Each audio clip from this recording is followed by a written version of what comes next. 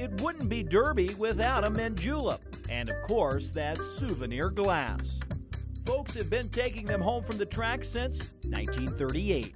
Back then, they weren't even meant to be taken home. They weren't even meant for juleps. And that glass was intended as a water glass. It was in some of the clubhouse and VIP areas of the track. Chris Goodlett is the curator of collections at the Kentucky Derby Museum, where they have every Derby glass ever produced.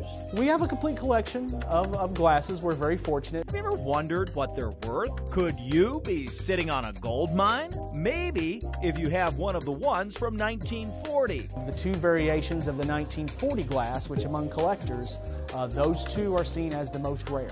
One of those is selling for $15,000 right now.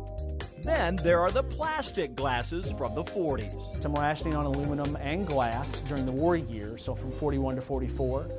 They did some glasses that were known as Beetleware glasses, also called Bakelite. They're pretty pricey too, fetching up to $2,500 each. Some of the most valuable glasses are the ones with mistakes. 2003 stands in my mind.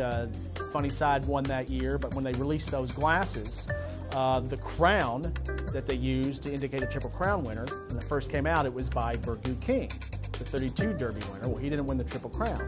The crown should have been by the 1937 winner, War Admiral. So they had that transposed, and that glass is seen as extremely rare. And even more valuable, the mistakes from 1956. In 1956, the printing was off on some of the glasses. So you have horses missing tails in some of the glasses. They had stars on the glasses, and there's different numbers of stars.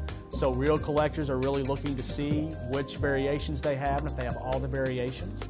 And those variations do influence the value of the glass. Hold on to them, because you never know. One day, your souvenir glass could turn out to be a big winner.